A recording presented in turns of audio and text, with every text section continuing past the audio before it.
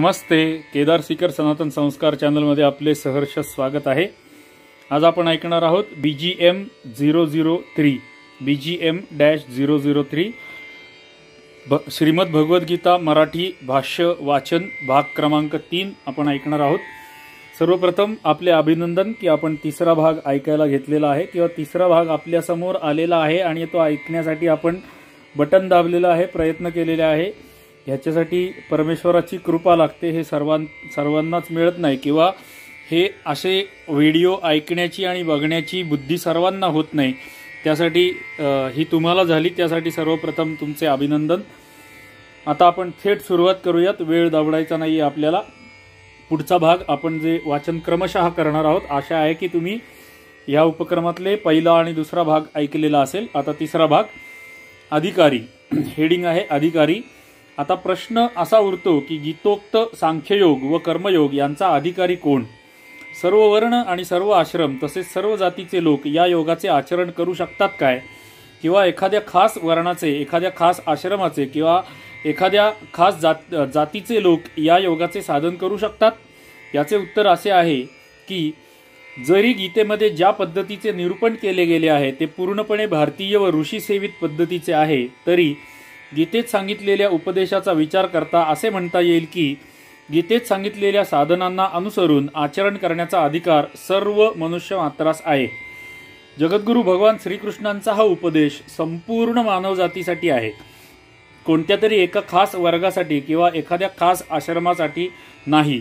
हेच गीतेचे वैशिष्ट्य आहे। भगवंतांनी आपल्या उपदेशात ठिकठिकाणी मानवहा, नरहा, देहभृत, देही इत्यादी शब्दांचा उपयोग करून हीच गोष्ट स्पष्ट केलेली आहे। जेथे सांख्ययोगाचे मुख्य साधन सांगितले आहे तेथे भगवंतांनी देही या शब्दाचा उपयोग करून मनुष्य मात्रास त्याचा अधिकार असल्याचे सांगितले आहे। अशा प्रकारे भगवंतांनी स्पष्ट शब्दात म्हटले आहे की मनुष्य मात्र हे आपापल्या शास्त्रविहीर कर्माद्वारे सर्वव्यापी परमेश्वराची पूजा करून सिद्धी प्राप्त करून घेऊ शकतात। अशा प्रकारे भक्तीसाठी भगवंतांनी स्त्री, शूद्र व पापयोनी पर्यंतच्या सर्वांना अधिकारी म्हटले आहे। आणि जेथे जेथे भगवंतांनी कोणत्या तरी साधनाचा उपदेश केलेला आहे तेथे तेथे साधन करण्याचा अधिकार एका खास वर्गाला, आश्रमाला किंवा जातीलाच आहे, दुसऱ्यांना नाही असे म्हटलेले नाही। असे असले तरी सर्व कर्मे ही सर्व मनुष्यांना उपयोगी नसतात, हे लक्षात ठेवावे। म्हणून भगवंतांनी वर्ण धर्मावर मोठा जोर दिलेला आहे। ज्या वर्णासाठी जे कर्म विहित आहे त्याच्यासाठी तेच कर्म कर्तव्य होय, ज्या दुसऱ्या वर्गासाठी नव्हे। ही गोष्ट लक्षात ठेवूनच कर्म केलं पाहिजे। वर्ण धर्माप्रमाणे निश्चित असलेली कर्तव्य कर्मे आपापल्या अधिकाराप्रमाणे व आवडीप्रमाणे मनुष्य मात्रच करू शकतो। वर्ण धर्माशिवाय मानव मात्राला पालन करण्यास योग्य असे सदाचार, भक्ती इत्यादी साधन हे तर सर्वजण करू शकतात। काही जण तर असे मानतात की सांख्ययोगाचे साधन करण्याचा अधिकार संन्याशांनाच आहे, इतरांना नाही। ही गोष्ट तर्कसंगत वाटत नाही। सांख्ययोगाच्या दृष्टीने सुद्धा युद्ध करण्याची आज्ञा भगवंतांनी दिलेली आहे। भगवंतांनी जर फक्त संन्याशांनाच सांख्ययोगाचे अधिकारी मानले असते तर त्यांनी अर्जुनाला त्या दृष्टीने युद्ध करण्याची आज्ञा कधी दिली नसती, कारण संन्यासाश्रमामध्ये सर्व कर्मांचा त्याग करण्यास सांगितले आहे। मग युद्ध या घोर कर्माबद्दल काय सांगावे? तसेच अर्जुन हा संन्यासी सुद्धा नव्हता। ज्ञानी पुरुषांच्या जवळ जाऊन ज्ञान शिकण्यास भगवंतांनी त्याला सांगितले आहे। याशिवाय तिसऱ्या अध्यायातील 4थ्या श्लोकात भगवंतांनी सांख्ययोगाची सिद्धी फक्त कर्माच्या स्वरूपात त्यागाने होत नाही असे सांगितलेले आहे। तर जर भगवंतांनी सांख्ययोगाचा अधिकारी संन्यासालाच मानले असते तर सांख्ययोगासाठी कर्माचा स्वरूपतः त्याग करणे आवश्यक आहे असे भगवंतांनी म्हटले असते। कर्माचा स्वरूपतः त्याग केल्यामुळेच सांख्ययोगाची सिद्धी होत नाही असे म्हटले नसते। एवढेच नव्हे, यामध्ये जेथे ज्ञानाची साधने सांगितलेली आहेत तेथे स्त्री, पुरुष, धन, पर, घर इत्यादींमधील आसक्ती व ममता यांचा त्याग करावा असे एक साधन सांगितले आहे। आसक्ती रणभिष्वंग पुत्रदार गृहादिषु, स्त्री, पुत्र, धन, घर इत्यादींच्या बरोबर स्वरूपतः संबंध असला तरच त्यांच्याबद्दलची आसक्ती व ममता यांचा त्याग करण्याविषयी सांगता येईल। संन्यास आश्रमामध्ये या सर्वांचा स्वरूपतः त्याग आहे. अशाच परिस्थितीत जर संन्याशांनाच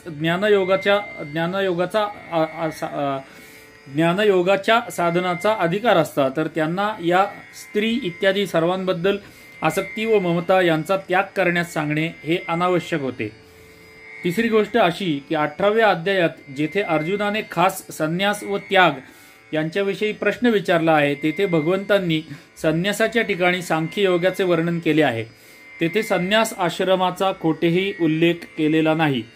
जर भगवंतांना संन्यास या शब्दाचा संन्यास आश्रम असाच अर्थ अभिप्रेत असता किंवा त्यांनी सांख्य योगाचा अधिकारी फक्त संन्यासीच आहे असे मानले असते तर या प्रसंगी त्याचा उल्लेख स्पष्ट शब्दात नक्कीच केला असता.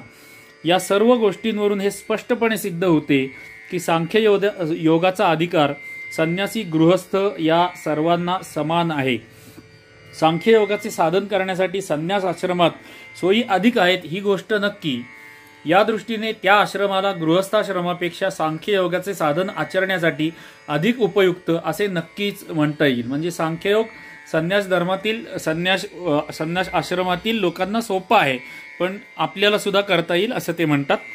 कर्मयोगाच्या साधनामध्ये कर्माचे प्राधान्य आहे आणि स्वतःच्या वर्णाला उचित असे विहित कर्म करण्याची विशेषतः आज्ञा आहे. उलट या साधनात कर्माचा स्वरूपतः त्याग हा बाधक आहे असे सांगितले गेले आहे. म्हणून संन्यास आश्रमामध्ये कर्मप्रधान कर्मयोगाचे आचरण होऊ शकत नाही. तेथे द्रव्य व यज्ञ दानादी कर्माचा स्वरूपतः त्याग आहे. परंतु भगवंताची भक्ती सर्व आश्रमांमध्ये करता येते. यामुळे भक्तिप्रधान कर्मयोग सर्व आश्रमांमध्ये करता येतो. काही लोकात असा भ्रम पसरलेला आहे की गीता ही साधू संन्याशांना उपयोगी आहे, गृहस्थांना उपयोगी नाही. महत्वाचं वाक्य. ते लोक मुलांना गीता बहुतेक शिकवित नाहीत ती या भीतीने की ही वाचून ती मुले गृहस्थ जीवनाचा त्याग करतील. परंतु त्यांचे असे मानणे हे पूर्णतः चूक आहे. हे वरील गोष्टींमुळे स्पष्ट होते. हे असा विचार करीत नाहीत की मोहामुळे आपल्या क्षात्रधर्मापासून विन्मुख होऊन भीक मागून निर्वाह करण्यास तयार झालेल्या अर्जुनाने त्या परम रहस्यमय गीतेच्या उपदेशाने आजीवन गृहस्थ राहून आपल्या कर्तव्याचे पालन केले. त्या गीताशास्त्राचा उलटा परिणाम कसा होईल? एवढेच नव्हे तर गीतेचे उपदेष्टे स्वतः भगवान श्रीकृष्ण हे जोपर्यंत धर्तीवर अवतार रूपाने राहिले तोपर्यंत ते सतत कर्मे करीतच राहिले. साधूंचे रक्षण आणि दुष्टांचा संहार, उद्धार व धर्मस्थापना अशी कर्मेच करीत राहिले. इतकेच नाही तर त्यांनी असे सांगितले आहे की जर मी सावधपणे कर्मे केली नाहीत तर लोक माझे उदाहरण पाहून कर्माचा त्याग करून आळशी होतील आणि अशा प्रकारे लोकमर्यादा छिन्न भिन्न करण्याचा ठपका माझ्यावर येईल. याचा अर्थ हा नव्हे की गीता ही संन्यासांसाठी नाही. गीता ही सर्वच वर्णाश्रमातील लोकांसाठी आहे. सर्वजण आपापल्या वर्णाश्रमातील कर्मे करीत सांख्य किंवा योग या दोन्हींपैकी एका निष्ठेने आपल्या अधिकाराप्रमाणे साधन करू शकतात. भगवद्गीतेचा अभ्यास केल्याने मी संन्यासी होऊन जाईल किंवा माझी मुलं संन्यासी होतील या कर्मामधील, अभ्यासामधील, शाळेमधील, कॉलेजमधील, नोकरीमधील रस त्यांचा निघून जाईल आणि ते संन्यासी होतील असं समजणं संपूर्ण चुकीचं आहे. हे आपल्याला ह्या पॅरेग्राफनी पटवून दिलं. पुढे गीतेमधील भक्तीविषयी ते काय म्हणतात बघूया. गीतेमध्ये भक्ती, ज्ञान व कर्म या सर्व विषयांचे स्पष्टपणे विवेचन केलेले आहे. सर्व मार्गांनी जाणाऱ्यांना हिच्यामध्ये पुरेशी सामग्री मिळू शकेल. परंतु अर्जुन हा भगवंताचा भक्त होता म्हणून सर्व विषयांचे प्रतिपादन करताना जेथे भगवंतांनी अर्जुनाला स्वतः आचरण करण्याची आज्ञा दिली आहे तेथे भगवंतांनी त्याला बहुतेक भक्तिप्रधान कर्मयोगाचा उपदेश दिलेला आहे. कुठे कुठे फक्त कर्म करण्याची आज्ञा दिलेली आहे. पुढे परंतु त्याच्याबरोबरच भक्तीचा इतर ठिकाणी अध्याहार केला पाहिजे. 4थ्या अध्यायाच्या 34व्या श्लोकात भगवंतांनी अर्जुनाला ज्ञानी पुरुषांजवळ जाऊन ज्ञान घेण्याची जी आज्ञा दिली आहे ती सुद्धा ज्ञान प्राप्त करून घेण्याची प्रणाली समजावून देण्यासाठी आणि अर्जुनाला इशारा करण्यासाठी. वास्तविक अर्जुनाला ज्ञान शिकण्यासाठी एखाद्या ज्ञान्याकडे पाठवण्याचा भगवंताचा हेतू नव्हता आणि अर्जुनाने जाऊन त्या प्रक्रियेने कुठे ज्ञान संपादन केले असेही नव्हे. उपक्रम व उपसंहार हे पाहिल्यावर असे वाटते की गीतेचे पर्यवसान शरणागतीमध्येच आहे. तसे पाहिले तर गीतेचा उपदेश अशोच्या नन्वशोचस्त्वम या श्लोकाने सुरू झालेला आहे, परंतु या उपक्रमाचे बीज कार्यपय दोषोपहतस्वभावः या अर्जुनाच्या उक्तीमध्ये प्रपन्नम या पदाने शरणागतीचा भाव स्पष्ट झालेला आहे. म्हणून सर्व धर्मान परित्यज्य या श्लोकाने भगवंतांनी शरणागतीमध्येच आपल्या उपदेशाचा उपसंहारही केला आहे, ज्यामध्ये कुठे ना कुठे भक्तीचा प्रसंग आलेला नाही असा गीतेमध्ये कोणताही अध्याय नाही. म्हणजे गीतेच्या प्रत्येक अध्यायामध्ये भक्तीचा प्रसंग आलेलाच आहे.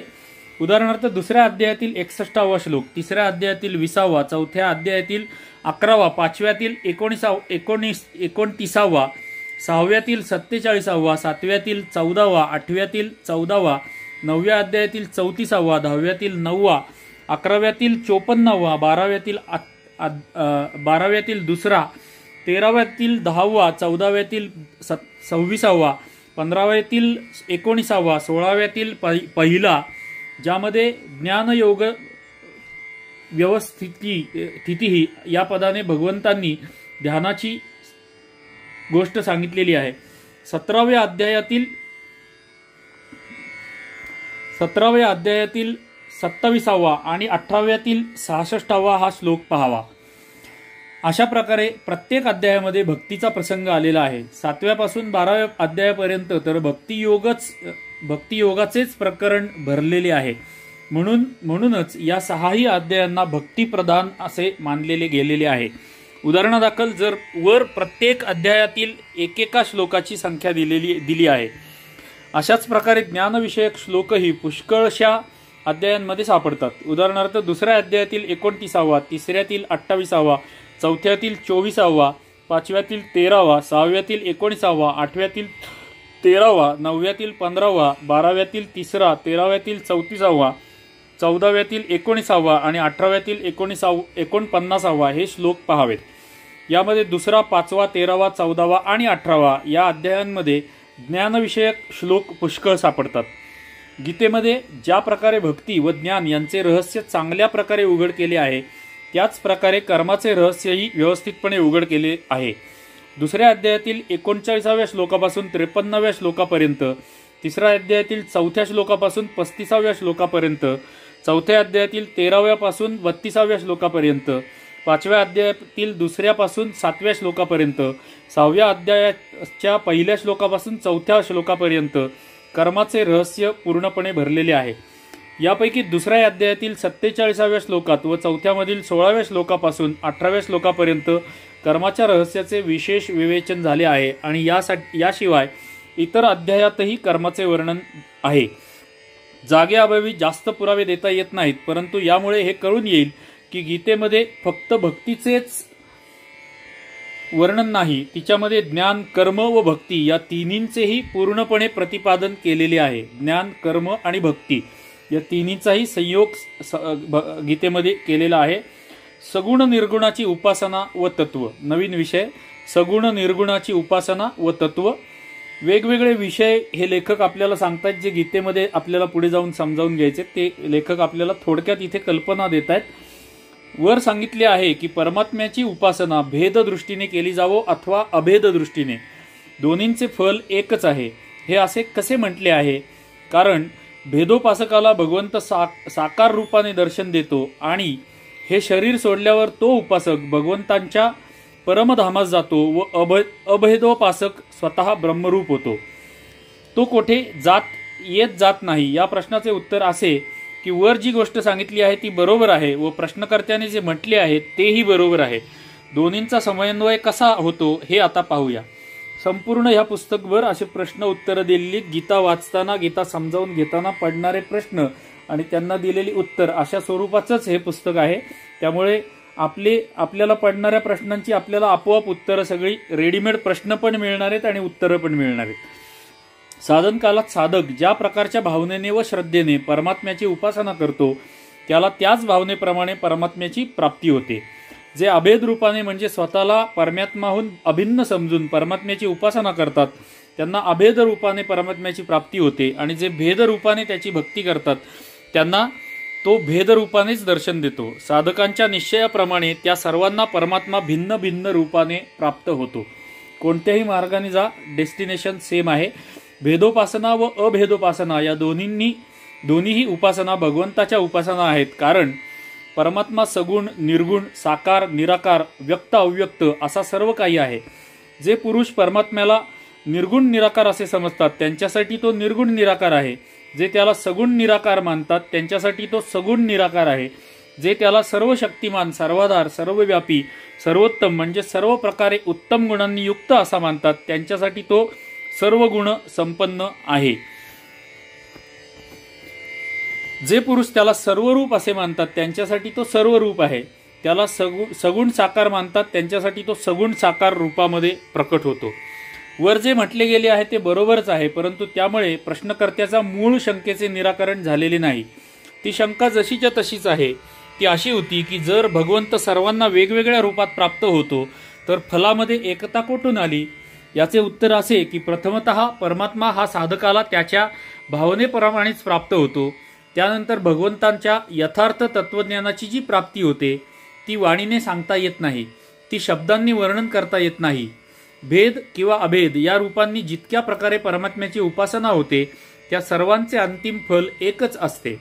हीच गोष्ट स्पष्ट करण्यासाठी भगवंतांनी अभेदोपासकांना आपली प्राप्ती होते असे सांगितलेले आहे व भेदोपासकांच्या बाबतीत म्हटले आहे की त्याला ब्रह्म प्राप्त होते, त्याला शाश्वत शांती प्राप्त होते, त्याला ब्रह्माचे ज्ञान होते, त्याला अविनाशी असे शाश्वत पद प्राप्त होते इत्यादी। अभेदोपासना व भेदोपासना या दोन्ही प्रकारच्या उपासनांचे फल एकच असते। हीच गोष्ट सांगण्यासाठी भगवंतांनी एकच गोष्ट अनेक प्रकारे सांगितली आहे। भेदोपासक व अभेदोपासक यांच्याद्वारे प्राप्त करावयाची वस्तू म्हणजे यथार्थ तत्व एकच आहे। त्याला कुठे परमशांती, कुठे शाश्वत स्थान असे नाव दिले आहे, कुठे परमधाम या नावाने, कुठे अमृत या नावाने, कुठे माम या पदाने, कुठे परमगती या नावाने, कुठे संसिद्धी या नावाने, कुठे अव्यय या पदाच्या नावाने, कुठे ब्रह्मनिर्वाण आणि कुठे निर्वाण परमशांती या नावाने व्यक्त केलेले आहे। याशिवाय ते अंतिम फल दाखवण्यासाठी गीतेमध्ये आणखी कित्येक शब्द प्रयुक्त झालेले आहेत, परंतु ती वस्तू ही सर्व साधनांचे फल आहे। यापेक्षा तिच्याहून अधिक काही सांगता येत नाही। हा वाणीचा विषय नाही, त्याला ती वस्तू प्राप्त झाली आहे तोच ती जाणतो, ज्याला ती वस्तू प्राप्त झाली आहे तोच ती जाणतो। हे वाणीमध्ये शब्दांमध्ये सांगता येत नाही, परंतु तोही तिचे वर्णन करू शकत नाही। वरील शब्दांनी किंवा अशा प्रकारच्या इतर शब्दांनी शाखा चंद्र न्यायाने तिचा संकेत देता येतो। म्हणून सर्व साधनांचे फलरूप असे जे परम वस्तुतत्व आहे ते एकच आहे, ही गोष्ट युक्तिसंगत आहे। परमात्म्याचे हे तात्विक स्वरूप अलौकिक आहे, परमरहस्यमय आहे, गुह्यतम आहे। ज्यांना ते मिळाले आहे त्यांनाच त्याचे ज्ञान असते, परंतु ही गोष्ट सुद्धा त्याला उद्देशूनच सांगितली जाते। युक्तीने विचार केला तर असेही म्हणता येत नाही। गीतेमध्ये समता, आता पुढचा विषय गीतेमध्ये समता। गीतेमध्ये मुख्यपणे समतेची गोष्ट आली आहे। भगवत प्राप्तीची समता ही कसोटी आहे। ज्ञान व कर्म व भक्ती, ज्ञान, कर्म व भक्ती या तिन्ही मार्गांमध्ये साधन रूपाने समतेची आवश्यकता सांगितलेली आहे आणि तिन्ही मार्गांनी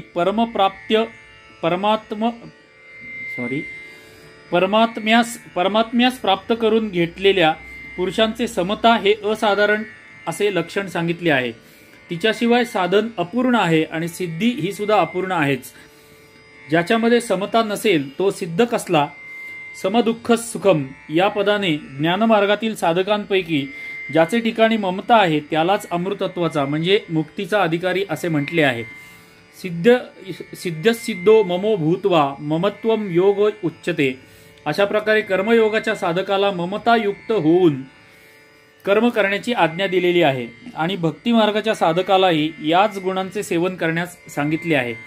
अशाच प्रकारे गुणातीत सिद्ध ज्ञानयोगी यांच्या लक्षणांमध्येही समतेचा मुख्यतः समावेश दिसून येतो आणि सिद्ध कर्मयोगाला सम असे म्हटले आहे। तसेच सिद्ध भक्तीच्या लक्षणातही समतेचा उल्लेख केलेला आहे।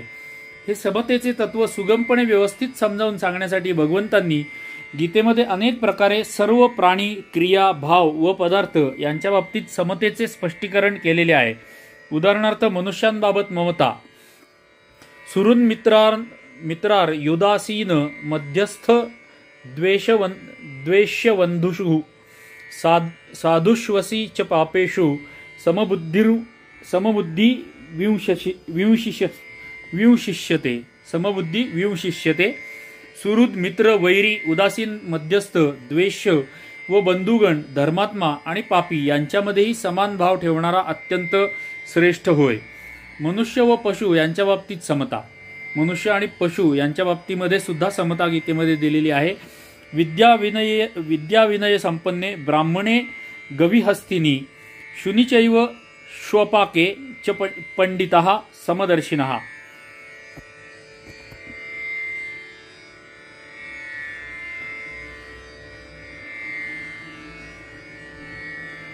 समदर्शिना पॉज घेतलाय, जरा थांबा, मला पान उलटू देत.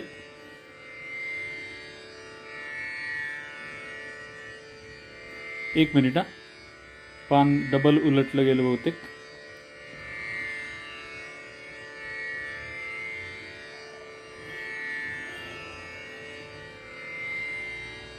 मनुष्याचे पशु यांच्या बाबतीत समता वाचलं आपण, संपूर्ण जीवन हे वाचलं. हां, पुन्हा एकदा वाचतो. मनुष्य व पशु यांच्यातील समता. विद्या विनय संपन्ने ब्राह्मणे गवी हस्तिनी शुनिचैव श्वपाके च पंडितः समदर्शिनः. विद्या विनयुक्त असलेले ब्राह्मण व गाय, हत्ती, कुत्रा आणि चांडाळ यांच्या बाबतीत ज्ञानीजन समदर्शीच असतात. संपूर्ण जीवांच्या बाबतीत ममता. आत्मोपम्येन सर्वत्र समम पश्यन्ति योर्जुन सुखम वा यदि वा दुःखम स योगी परमो मतः. हे अर्जुना, जो योगी आपल्याप्रमाणेच सर्व भूतांना सम पाहतो व सुख अथवा दुःख यांनाही सर्वांमध्ये सम पाहतो, तो योगी परमश्रेष्ठ मानला गेला आहे. कुठे कुठे भगवंतांनी व्यक्ती, क्रिया, पदार्थ आणि भाव यांच्या बाबतीत समतेचे एकत्र वर्णन केले आहे. समशत्रो च मित्रे च तथा मानापमानयो हो शीतोष्ण सुखदुःखेषु समसंग विवर्जितः. जो शत्रू व मित्र, मान व अपमान यांच्यामध्ये सम असतो आणि जो शीतोष्ण व सुखदुःख इत्यादी द्वंद्वामध्ये सम असतो आणि आसक्तीने रहित असतो, तो भक्त होय. येथे शत्रू, मित्र हे व्यक्तिवाचक आहेत. मान अपमान हे परकृत क्रिया आहेत. शीत उष्ण हे पदार्थ आहेत आणि सुखदुःख हे भाव आहेत. समदुःख सुखस्वस्थः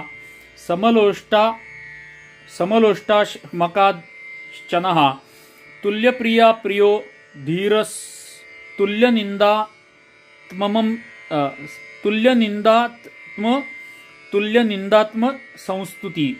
संस्तुती ही. जो निरंतर आत्मभावामध्ये स्थित असतो, जो सुखदुःख समान मानतो, जो माती, दगड आणि सोने यांच्याबद्दल समान भाव बाळगतो, जो ज्ञानी असतो, जो प्रिय व अप्रिय यांना एकसारखेच मानतो, जो आपल्या निंदा किंवा स्तुती यांमध्ये समान भाव ठेवतो, तोच गुणातीत होय. यांमध्येही सुखदुःख हे भाव आहेत.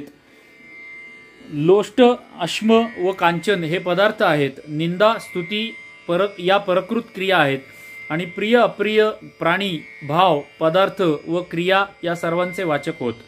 अशा प्रकारे जो सर्वत्र समदृष्टी ठेवतो, व्यवहारामध्ये सांगण्यापुरती अहंता, ममता असूनही जो सर्वांबद्दल समबुद्धी बाळगतो, ज्याच्या समष्टीरूप संपूर्ण जगाबद्दल समभाव आहे, जो ममतायुक्त पुरुष होय, तो ममतायुक्त पुरुष होय आणि तोच खरा साम्यवादी होय.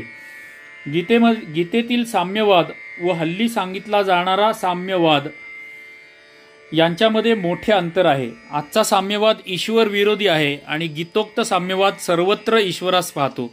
तो साम्यवाद धर्माचा नाशक आहे, हा पावलोपावली धर्माचे समर्थन करतो. तो हिंसामय आहे, हा हिंसेचा प्रतिपादक आहे, हा अहिंसेचा प्रतिपादक आहे. तो स्वार्थमूलक आहे, हा स्वार्थाला जवळही येऊ देत नाही. तो खाणे, पिणे, स्पर्श इत्यादींमध्ये ऐक्य बाळगून आंतरिक भेदभाव ठेवणारा आहे, हा खाणे, पिणे, स्पर्श स्पर्श इत्यादींवरील शास्त्र मर्यादेप्रमाणे यथायोग्य भेद ठेवूनही आंतरिक भेद बाळगत नाही व सर्वांमध्ये परमात्म्याला सम पाहण्याची शिकवण देतो. त्या साम्यवादाचे लक्ष फक्त धनोपासना हे आहे. याचे लक्ष परमात्म्याची प्राप्ती हे आहे. त्यामध्ये आपल्या पक्षाचा अभिमान आहे आणि दुसऱ्यांबद्दल अनादर आहे. याच्यामध्ये पूर्णपणे अभिमान शून्यता आहे आणि सर्व जगामध्ये परमात्म्याला पाहून सर्वांचा सन्मान करणे आहे. ज्याच्यामध्ये बाह्य व्यवहाराचे प्राधान्य आहे त्याच्यामध्ये बाह्य व्यवहाराचे प्राधान्य आहे. याच्यामध्ये अंतःकरणातील भावनेचे प्राधान्य आहे. त्याच्यामध्ये भौतिक सुख हे मुख्य आहे तर याच्यामध्ये आध्यात्मिक सुख हे मुख्य आहे. त्याच्यामध्ये परधन व परमत यांच्याविषयी असहिष्णुता आहे. याच्यामध्ये सर्वांविषयी समान आदर आहे. त्याच्यामध्ये राग द्वेष आहे. याच्यामध्ये राग द्वेषरहित असा व्यवहार आहे. किती सुंदर फरक सांगितला आत्ताचा साम्यवाद आणि गीतेमधला साम्यवाद. जीवांची गती पुढचा विषय. जीवांचे गुण व कर्म यांच्यानुसार त्यांच्या उत्तम मध्यम व कनिष्ठ अशा 3 गती गीतेमध्ये सांगितलेल्या आहेत. जीवाची गती, आता जीवाच्या गतीबद्दल आपण बघतो आहोत. उत्तम मध्यम व कनिष्ठ अशा 3 गती गीतेमध्ये सांगितलेल्या आहेत. कर्मयोग व सांख्ययोग यांच्या दृष्टीने शास्त्रोक्त कर्म व उपासना करणाऱ्या साधकांची गती 8व्या अध्यायातील 24व्या श्लोकात सांगितली गेली आहे. त्यांच्यातील जे योगभ्रष्ट होतात त्यांच्या गतीचे वर्णन 6व्या अध्यायातील 40व्या श्लोकापासून 45व्या श्लोकापर्यंत केलेले आहे. तेथे असे सांगितले गेले आहे की मेल्यावर ते स्वर्गादी लोक प्राप्त करतात आणि प्रदीर्घ काळपर्यंत त्या दिव्य लोकीचे सुख भोगून पवित्र आचरणाच्या श्रीमंत होण्याच्या घरामध्ये जन्म घेतात किंवा स्वर्गामध्ये न जाता सरळ योग्यांच्या कुळात जन्म पावतात व तेथे पूर्व अभ्यासामुळे पुन्हा योग साधनेस प्रवृत्त होऊन परम गती प्राप्त करून घेतात. मेल्यानंतर ते लोक प्राप्त करतात आणि प्रदीर्घ काळापर्यंत त्या दिव्य लोकीचे सुख भोगून पवित्र आचरणाच्या श्रीमंत लोकांच्या घरामध्ये जन्म घेतात. पवित्र आचरणाने पवित्र आणि श्रीमंत असलेल्या लोकांच्या घरामध्ये जन्म घेतात. स्वर्गात न जाता सरळ योग्यांच्या कुळात जन्म पावतात आणि तेथे पूर्व अभ्यासामुळे पुन्हा योग साधनेस प्रवृत्त होऊन परमगती प्राप्त करून घेतात. म्हणजे स्वर्गापेक्षाही परमगतीला प्राप्त करून घेण्याला जास्त महत्व इथे आपल्याला दिसते आहे.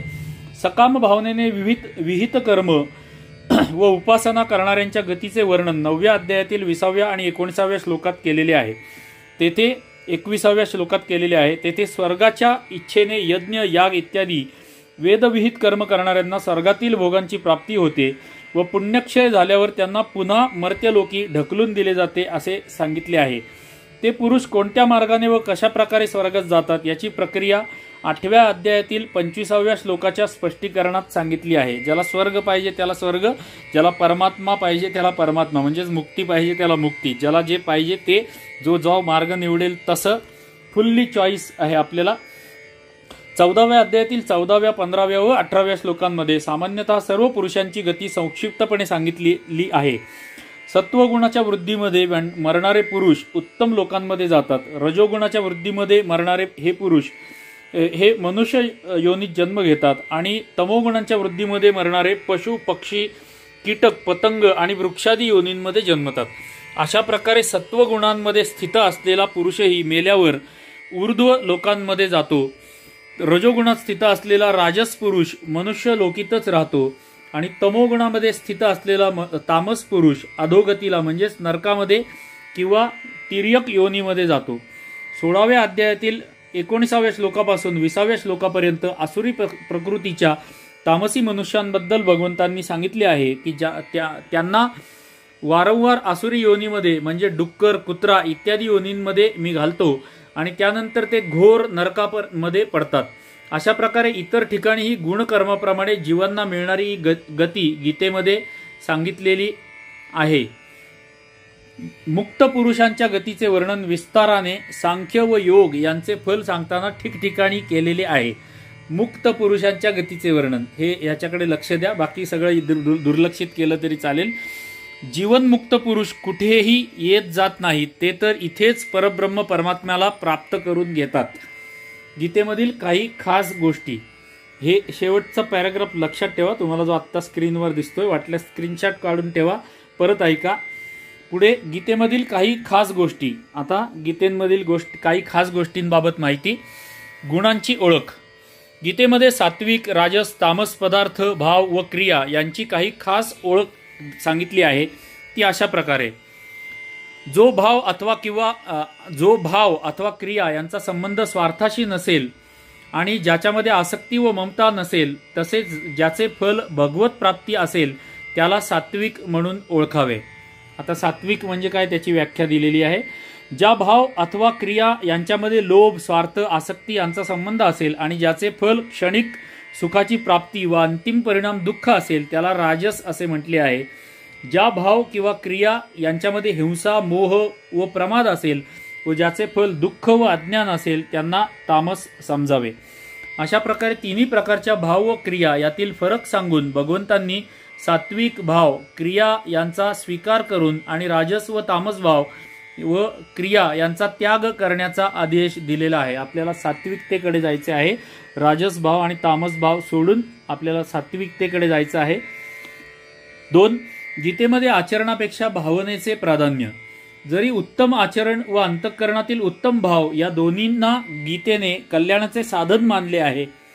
उत्तम आचरण व अंतःकरणातील उत्तम भाव म्हणजे विचार किंवा भावना या दोन्हींना गीतेने कल्याणाचे साधन मानले आहे, तरी प्राधान्य भावनेसच दिले आहे. दुसऱ्या 12व्या व 14व्या अध्यायाच्या शेवटी क्रमशः स्थितप्रज्ञ, भक्त व गुणातीत पुरुषांच्या लक्षणांमध्ये भावनेचेच प्राधान्य सांगितलेले आहे. मी जे काल मागच्या भागात म्हटलं होतं ना, की जिथे आपले विचार उत्पन्न होतात तिथे उपचार करणारा हा मार्ग आहे, आध्यात्मिक मार्ग आहे. उत्पन्न होणारे विचारच चांगले उत्पन्न व्हायला लागतात. हा सगळ्यात मोठा या अध्यात्माचा फायदा आहे. पुढे 2ऱ्या व 14व्या अध्यायांमध्ये आचरण प्रधान मानून अर्जुनाने प्रश्न विचारला आहे. 1 मिनिट. परंतु भावनेचे प्राधान्य धरून भगवंतांनी उत्तर दिलेले आहे. गीतेच्या मते सकाम भावनेने केलेल्या यज्ञ, दान, तप, सेवा, पूजा इत्यादी उच्च क्रियांपेक्षा निष्काम भावनेने केलेल्या युद्ध, व्यापार, शेती, शिल्प व सेवा इत्यादी लहानात लहान अशा क्रियाही मुक्तिदायक असल्यामुळे श्रेष्ठ होत. पुन्हा एकदा वाचतो, महत्वाचा पॅराग्राफ आहे. गीतेच्या मते सकाम भावनेने केलेल्या यज्ञ, दान, तप, सेवा, पूजा इत्यादी उच्च क्रियांपेक्षा निष्काम भावनेने केलेल्या युद्ध, व्यापार, शेती, शिल्प व सेवा इत्यादी लहानात लहान अशा क्रियाही मुक्तिदायक असल्यामुळे श्रेष्ठ होत. 4थ्या अध्यायामध्ये अनेक प्रकारची यज्ञरूपी साधने सांगितली आहेत. त्यांमध्येही भावाच्या प्राधान्यामुळेच मुक्ती मिळते असे सांगितलेले आहे. आता पुढचा विषय गीता व वेद. आपण फास्ट जातोय. जर तुम्हाला खूपच फास्ट वाटत असेल तर यूट्यूबमध्ये व्हिडिओचा स्पीड कमी करून ऐकण्याची पण सोय असते, ती जाणून घ्या आणि कमी स्पीड करून तुम्ही ऐकू शकता. जर तुम्हाला योग्य वाटत असेल तर आहे त्या स्पीडमध्ये तुम्ही ऐकू शकता. गीता व वेद किंवा परत सुद्धा ऐकू शकता, पुन्हा ऐकू शकता. मी हे व्हिडिओ पुन्हा ऐकणार आहे, कारण माझी अभ्यासाची ही पद्धत झालेली आहे. मला जे शिकायचं असतं ते मी स्वतः वाचतो, त्याचं रेकॉर्डिंग करतो आणि ते रेकॉर्डिंग 100 वेळेला ऐकतो. हीच माझी शिकण्याची पद्धत आहे. गीता व वेद हा विषय पुढचा. गीता वेदांना मोठा आदर देते. भगवंत स्वतःला सर्व वेदांनी जाणण्याजोगा, वेदांताची रचना करणारा व वेद जाणणारा असे म्हणून वेदांना फार महत्त्व देतात. संसाररूपी अश्वत्थ वृक्षाचे वर्णन करताना भगवंत म्हणतात, मुळासह त्या वृक्षाला तत्वतः जाणणारा खरोखरी वेदांचे तत्व जाणणारा होय. यावरून भगवंतांनी असे दर्शविले आहे की जगताच्या कारणरूपी परमात्म्यासह जगताचे वास्तविक स्वरूप तत्वतः जाणणे हेच वेदांचे तात्पर्य आहे. भगवंतांनी म्हटले आहे की जी गोष्ट वेदांनी विभागशः सांगितली आहे तीच गोष्ट मी सांगत आहे. म्हणजे वेदांमध्ये जे सांगितले आहे तेच भगवान श्रीकृष्ण आपल्याला भगवद्गीतेमध्ये सांगत आहेत. अशा प्रकारे आपल्या उक्तींच्या समर्थनार्थ वेदांचे प्रामाण्य सांगून भगवंतांनी वेदांचा महिमा अधिकच वाढवला आहे. भगवंतांनी ऋग्वेद, यजुर्वेद व सामवेद या वेदत्रयीला आपले स्वतःचे स्वरूप असे सांगून तिला मोठा आदर दिलेला आहे. वेद हे आपल्यामधून प्रकट झाल्याचे भगवंतांनी सांगितलेले आहे. वेद म्हणजे ज्ञान. पुन्हा एकदा आठवण करून देतो, वेद हे प्रकट झालेले ज्ञान आहे. भगवंतांनी ते कोणीही लिहिलेलं ज्ञान नाहीये, ते प्रकट झालेलं ज्ञान आहे. भगवंतांनी हेही सांगितले आहे की परमात्म्यास प्राप्त करून घेण्याची अनेक साधने वेदांमध्ये सांगितलेली आहेत. यावरून भगवंत जणू स्पष्टपणे म्हणत आहेत की वेदांमध्ये काही अविवेकी जन समजतात त्याप्रमाणे भोग प्राप्तीचीच साधने नाहीत, तर भगवत प्राप्तीची 1-2 नव्हे तर अनेक साधने भरलेली आहेत. भगवंत परमपदाच्या नावाने आपल्या स्वरूपाचे वर्णन करीत असताना म्हणतात की वेदवेत्ते लोक त्याचा अक्षर ओम या नावाने निर्देश करतात. यावरूनही भगवंत हेच सूचित करीत आहेत की फक्त सकाम पुरुषांनी मिळवण्याच्या या लोकातील व स्वर्गातील अनित्य भोगांचेच वर्णन वेदांमध्ये नाही, त्यांच्यामध्ये परमात्म्याच्या अविनाशी स्वरूपाचेही विशद वर्णन आहे. वरील वर्णनावरून हे स्पष्ट होते की भगवंतांनी वेदांबद्दल फार मोठा आदर दाखवलेला आहे. यावर अशी शंका येते की भगवंतांनी कित्येक ठिकाणी वेदांची निंदा का केलेली आहे. उदाहरणार्थ, त्यांनी सकाम पुरुषांना वेदवादामध्ये रत व अविवेकी असे म्हटले आहे आणि तिन्ही गुणांचे कार्यरूपी सांसारिक भोग व त्यांच्या साधनांचे प्रतिपादन करणारे असे वेदांना म्हणून अर्जुनाला त्या भोगांपासून आसक्तीरहित होण्यास सांगितले आहे. आणि वेदत्रयी धर्माचा आधार घेणाऱ्या सकाम पुरुषांविषयी भगवंतांनी असे म्हटले आहे की ते वारंवार जन्मतात व मरतात, गमनाच्या चक्रातून सुटत नाहीत. अशा परिस्थितीत काय समजावे. या शंकेचे उत्तर असे की बघा कसं सुंदर पद्धतीने पडणारे प्रश्न एका साधारण सनातनी व्यक्तीला खरं तर या सगळ्या गोष्टी माहिती पाहिजेत, पण आपल्यातल्या 99% लोकांना या गोष्टी माहीत नसतील असे मला वाटते. माझ्या पिढीला, माझ्या पूर्वीच्या पिढीला सुद्धा माहीत नसाव्यात बऱ्याचशा लोकांना. माझ्या पिढीला 70-80% आणि पुढच्या पिढीला तर 100% लोकांना या गोष्टी माहिती नसतील. या शंकेचे उत्तर असे की वरील वचनांमध्ये जरी वेदांची निंदा वाटत असली तरी वास्तविक त्यांमध्ये वेदांची निंदा नाही. गीतेमध्ये सकाम भावापेक्षा निष्काम भावाला फार अधिक महत्त्व दिलेले आहे आणि भगवंताच्या प्राप्तीसाठी तो आवश्यक आहे असे म्हटले आहे. त्यामुळे त्याच्यापेक्षा सकाम भाव हा खालचा व नाशवंत विषय सुख देणारा असे सांगण्यासाठी त्याला ठिकठिकाणी तुच्छ सिद्ध केले आहे व निषिद्ध कर्माप्रमाणे त्यांची निंदा केलेली नाही. जेथे वेदांची फले ओलांडून जाण्याबद्दल सांगितले आहे तेथे वेदांच्या सकाम कर्मांना लक्षूनच तसे म्हटले आहे. म्हणजे वेदांमध्ये जिथे सकाम कर्म सांगितलेली आहेत त्याबद्दलच गीता अशा आशयाचं म्हणते. वरील विषय विवेचनावरून ही गोष्ट लक्षात स्पष्ट येत होते की भगवंतांनी गीतेमध्ये कुठेही वेदांची निंदा केलेली नाही, उलट ठिकठिकाणी वेदांची प्रशंसाच मात्र केलेली आहे. गीता सांख्यदर्शन व योगदर्शन पुढचा विषय, मला वाटतं हा शेवटचा विषय असावा यातला. काही लोक असे मानतात की गीतेमध्ये जेथे जेथे सांख्य या शब्दाचा प्रयोग झालेला आहे तेथे महर्षी कपिल यांनी प्रवर्तित केलेल्या सांख्य दर्शनाचा तो वाचक आहे, परंतु ही गोष्ट तर्कसंगत वाटत नाही. गीतेच्या 13व्या अध्यायात लागोपाठ 3 श्लोकात आणि अन्यत्रही प्रकृती व पुरुष या दोन्ही शब्दांचा बरोबरीने उपयोग झालेला आहे आणि प्रकृती पुरुष व सांख्य दर्शनातील खास शब्द आहेत. त्यामुळे लोकांनी असे अनुमान काढले की गीतेला कपिल सांख्याचा सिद्धांत मान्य आहे. अशाच प्रकारे योग या शब्दाला काही लोक पातंजल योगाचा वाचक मानतात. 5व्या अध्यायाच्या प्रारंभी व अन्यत्रही कित्येक ठिकाणी सांख्य व योग या शब्दांचा प्रयोग एकाच ठिकाणी झालेला आहे. त्यामुळे लोक असे मानतात की सांख्य व योग हे शब्द क्रमशः कपिल सांख्य व पातंजल योग यांचे वाचक आहेत, परंतु ही गोष्ट तर्कसंगत वाटत नाही. गीतेमधील सांख्य म्हणजे कपिल सांख्य नव्हे व गीतेमधील योग म्हणजे पातंजल योग नव्हे. खाली दिलेल्या गोष्टीवरून हे स्पष्ट होते. ज्या रूपात यातलं तुम्हाला जे आवडेल ते घ्या, नाही आवडणार ते सोडून द्यायला संपूर्ण तुम्हाला स्वातंत्र्य आहे. ज्या रूपामध्ये आपण जे वाचतोय ते त्या जगदयालजी गोयंदकांजींचं आपण निवेदन वाचतो आहोत. तुम्हाला जे आवडेल ते घ्या, नाही आवडेल ते सोडून द्या, पण बरंचसं यातलं घेण्यासारखं आहे असं तुम्हालाही वाटत असेल. मला तर 100% पटतंय, कारण मी सगळं पहिल्यांदाच वाचतोय. ज्या रूपात गीतेमध्ये ईश्वराला मानले आहे त्या रूपात सांख्यदर्शन ईश्वराला मान्य नाही. जरी प्रकृती या शब्दाचा गीतेमध्ये अनेक ठिकाणी उपयोग झालेला आहे तरी गीतेमधील प्रकृती व सांख्याची प्रकृती यांच्यामध्ये महान अंतर आहे. कपिल सांख्यांची प्रकृती तिन्ही गुणांची साम्यावस्था आहे, तर गीतेची प्रकृती ही तिन्ही गुणांचे कारण आहे. गुण तिचे कार्य होत सांख्याने प्रकृतीला अनादी व नित्य मानले आहे गीतेने सुद्धा प्रकृतीला अनादी मानले आहे, परंतु नित्य नव्हे. गीतेतील पुरुष व सांख्यांचा पुरुष यांच्यामध्येही खूप अंतर आहे. कपिल सांख्य मताप्रमाणे पुरुष अनेक आहेत, परंतु गीतेमधील सांख्य हे एकच पुरुष मानते. गीतेमधील मुक्ती व सांख्याची मुक्ती यांच्यामध्येही मोठा फरक आहे.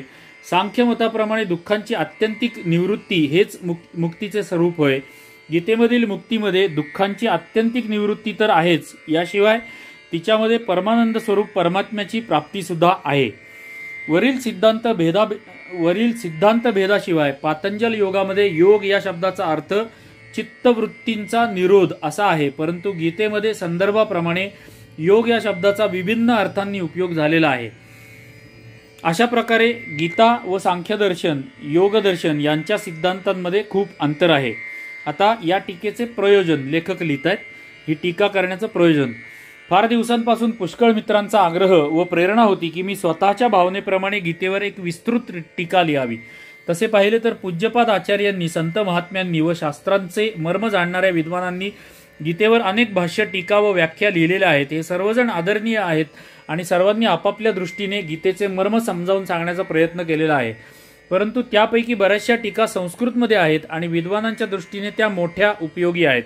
परंतु जी टीका सर्वसामान्य माणसाला समजू शकेल आणि जिच्यामध्ये गीतेचे तात्पर्य विस्ताराने उघड होईल, जी सरळ सोप्या भाषेत सर्वांना उपयोगी पडेल, अशी एक टीका लिहावी असे मित्रांचे म्हणणे होते. म्हणजे आपल्यासारख्या सामान्य अगदी मूलभूत शिक्षण घेणाऱ्या विद्यार्थ्यांसाठी त्यांना सरळ भाषेत सोपवी समजावी अशी टीका लिहा म्हणून त्यांच्या मित्रांनी त्यांना आग्रह केला होता. जसं मला तुमच्यापैकी काही लोकांनी मराठी उपक्रम करा असा आग्रह केलेला होता, त्याचप्रमाणे ते म्हणतात असे मित्रांचे म्हणणे पडले.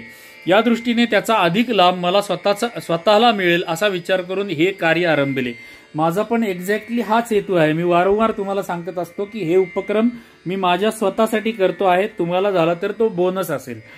परंतु हे कार्य प्रथमतः जितके सोपे वाटत होते तितकेच पुढे गेल्यावर अनुभवाने कठीण सिद्ध झाले. हे पण मला पण खूप कठीण आहे.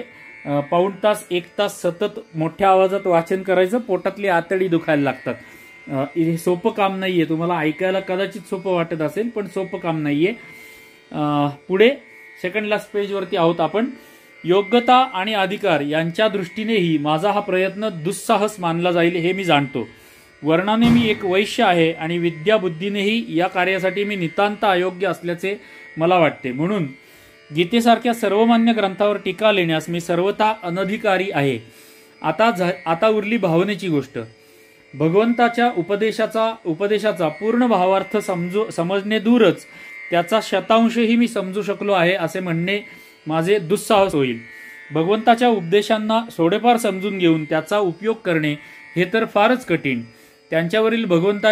ज्यांच्यावर भगवंताची खास कृपा आहे असे लोकच त्या उपदेशांचा उपयोग करू शकतात.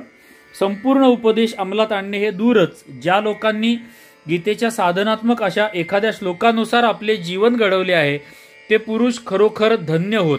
गीतेच्या एका श्लोकानुसार आपलं जीवन घडवलं आहे ते सुद्धा धन्य आहेत असं हे लेखक म्हणतात. त्यांच्या चरणी माझे कोटी कोटी प्रणाम. असेच लोक गीतेची व्याख्या करण्यास अधिकारी होत. असो, माझा हा प्रयत्न सर्व प्रकारे दुस्साहसपूर्ण व बालिशपणाच होय. परंतु तरीही या निमित्ताने गीतेच्या तात्पर्याची थोडीशी आलोचना झाली. भगवंताच्या दिव्य उपदेशांचे मनन झाले. अध्यात्म विषयाची थोडी बहुत चर्चा झाली आणि जीवनातील हा काल फार चांगल्या कामी लागला.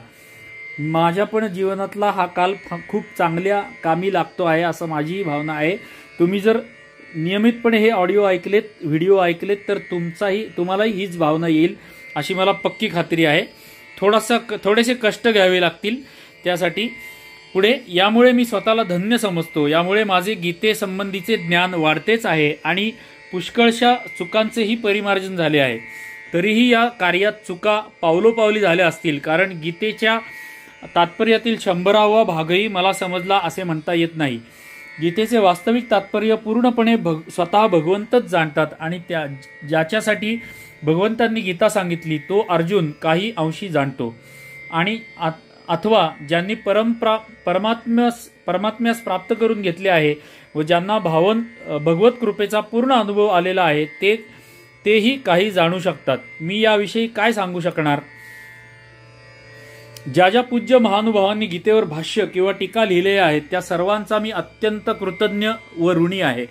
कारण ही टीका लिहिण्यास मी पुष्कळशा भाष्यांची व टीकांची मदत घेतली आहे. मी वैयक्तिक केदार या जगदयालजींचा अत्यंत ऋणी व कृतज्ञ आहे. गीता प्रेसचा ज्यांनी मला हे पुस्तक आपल्याला हे पुस्तक उपलब्ध करून दिलं, या पुस्तक छापणाऱ्या गीता प्रेसचाही मी अत्यंत ऋणी आहे. तुम्हालाही विनंती आहे की गीता प्रेसची पुस्तकं विकत घ्या. मित्रांना, आप्तेष्टांना, नातेवाईकांना फालतू गिफ्ट देण्यापेक्षा आपल्या भगवत धर्माची, सनातन धर्माची पुस्तके, गीतेची पुस्तकं भेट देत जा, ही तुम्हाला विनंती करतो. आणि खास करून गीता प्रेसची पुस्तकं तुम्ही विकत घेत जा. म्हणून मी त्या सर्व वंदनीय पुरुषांना कृतज्ञतापूर्वक, हार्दिक आदरपूर्वक कोटी कोटी प्रणाम करतो. प्रस्तुत माझ्या या टीकेसंबंधी मी निसंकोचपणे म्हणू शकतो की ही सर्वथा अपूर्ण आहे.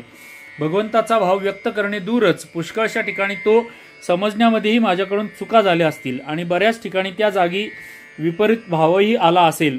या सर्व चुकांसाठी मी दयाळू परमात्म्यापाशी व सर्व गीता प्रेमींपाशी हात जोडून क्षमायाचना करतो व मी जे काही लिहिले आहे ते आपल्या अल्पबुद्धीने लिहिले आहे. अशा प्रकारे आपल्या बुद्धीचा परिचय देऊन मी जो बालिशपणा केला आहे त्याबद्दल विद्वज्जनांनी क्षमा करावी. माझ्यासुद्धा वाचण्यामध्ये बऱ्याच चुका होत असतील. संस्कृत गीता मी आयुष्यात पहिल्यांदा वाचतोय, त्यामुळे मला ती वाचता येत नाहीये. त्यामुळे त्या चुकांसाठी मला सुद्धा तुम्ही क्षमा करावी. या टीकेमध्ये मी कोणताही आचार्य किंवा टीकाकार यांच्या सिद्धांतांचा उल्लेख केलेला नाही आणि कोणाचेही खंडन केले नाही. परंतु या माझा स्वतःचा विचार मांडताना कुणाविरुद्ध एखादी गोष्ट आली असेल तर त्यासाठी मी सर्वांची क्षमा मागतो. खंडन मंडन करणे किंवा एखाद्या सिद्धांताची दुसऱ्या सिद्धांताशी तुलना करणे हा माझा उद्देश नव्हता. या टीकेमध्ये मागे पुढे विरोध येऊ नये याबद्दल पुरेशी काळजी घेतली आहे. परंतु टीकेचे आकारमान वाढल्यामुळे कुठे कुठे अशा तऱ्हेचा दोष राहिला असेल. सुज्ञ वाचक असे दोष सुधारून घेतील आणि मलाही सूचना देण्याची कृपा करतील अशी आशा आहे. ही टीका लिहिण्यास मला अनेक पूज्य महानुभाव, मित्र व बंधू यांचे अमूल्य सहाय्य मिळाले आहे. हल्लीच्या प्रथेप्रमाणे त्यांच्या नावांचा उल्लेख करण्याचीही गरज आहे. परंतु जर मी असे करू लागलो तर एक म्हणजे त्यांना शस्त्र दिल्यासारखे होईल आणि दुसरे म्हणजे त्या लोकांबरोबर जे संबंध आहेत ते पाहू गेल्यास त्यांची स्तुती करणे म्हणजे स्वतःची स्तुती केल्यासारखे होईल. म्हणून त्यापैकी कोणाच्याही नावाचा उल्लेख न करता इतके म्हणणे पुरेसे होईल. जर त्या लोकांनी मनपूर्वक या कार्यात मदत केली नसती तर ही टीका या स्वरूपात कदाचित प्रकाशित झाली नसती असे मी समजतो. नम्र जगदयाल गोयंदकाजी. आता ज्या ग्रंथांची या टीकेसाठी त्यांनी मदत घेतली त्या ग्रंथांची यादी शेवटी दिलेली आहे, ती वाचून आपण या भागामध्ये थांबूयात. बरोबर 45 मिनिटं झालेली आहेत. भगवद्गीतेची बहुतेक मुख्य संस्कृत भाष्ये व अनेक टीका यांच्याशिवाय खालील ग्रंथांची मदत घेतली आहे. ऋग्वेद संहिता, ऐत्रेय ब्राह्मण, शतपथ ब्राह्मण, ईशावास्योपनिषद, छांदोग्योपनिषद, कठोपनिषद, मुंडकोपनिषद, तैत्तिरीयोपनिषद, छांदोग्योपनिषद, बृहदारण्यकोपनिषद, श्वेताश्वेतरोपनिषद, ब्रह्मोपनिषद, नारायणोपनिषद, बृहज्जावालोपनिषद, योगदर्शन, सांख्यकारिका. बघा तुम्ही किती ग्रंथांचा अभ्यास केला या व्यक्तींनी. मनुस्मृती, वशिष्ठ स्मृती, संवर्त स्मृती, बृहद योगी याज्ञवल्क्य स्मृती, शंख स्मृती, अत्रि स्मृती, उत्तर गीता, श्रीमद भागवत, अग्निपुराण, वायुपुराण, वाराह पुराण, गरुड पुराण, मार्कंडेय पुराण, बृहद धर्म पुराण, मत्स्य पुराण, ब्रह्मांड पुराण,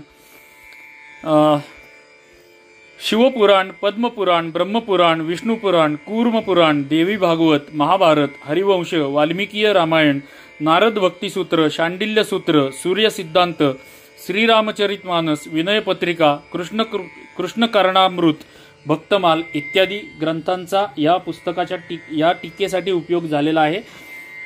या भागामध्ये आपण आता थांबणार आहोत. आपली नेहमीची विनंती, माझ्या चुका मला माफ करा. या व्हिडिओला लाईक करा. एका ओळीची का विना छोटीशी कॉमेंट करा. आपण मला उपदेश नक्की द्या. माझ्या चुका मला दाखवून दिल्या तरी चालतील, पण कॉमेंट अवश्य करा. आपले मित्र, स्वजन, सहृदय, परिजन, सहकारी पुढची पिढी मागची पिढी यांना हे व्हिडिओ सजेस्ट करा, त्यांना ऐकायला प्रवृत्त करा, त्यांना ह्याच्या लिंक फॉरवर्ड करा, शेअर करा, ही आपल्याला नम्र विनंती आहे. माझ्या केदार सीकर सनातन संस्कार चॅनलला सबस्क्राईब किंवा फॉलो करा, ही पण आपल्याला नम्र विनंती आहे. लवकरच आपण चौथ्या भागामध्ये भेटूयात BGM 004 मध्ये, जिथे आपण प्रथम अध्याय वाचायला सुरुवात करणार आहोत. आता अध्याय वाचायला सुरुवात केल्यापासून थोडं फास्ट होईल, कारण अध्यायातले श्लोक मोठ्या फॉन्टमध्ये दिलेले आहेत, जास्त पानं आपली त्याच्यामध्ये कव्हर होतील. तर लवकरच भेटूयात चौथ्या भागामध्ये. तोपर्यंत सर्वांना जय श्री हरी, जय श्री हरी, जय श्री हरी. धन्यवाद.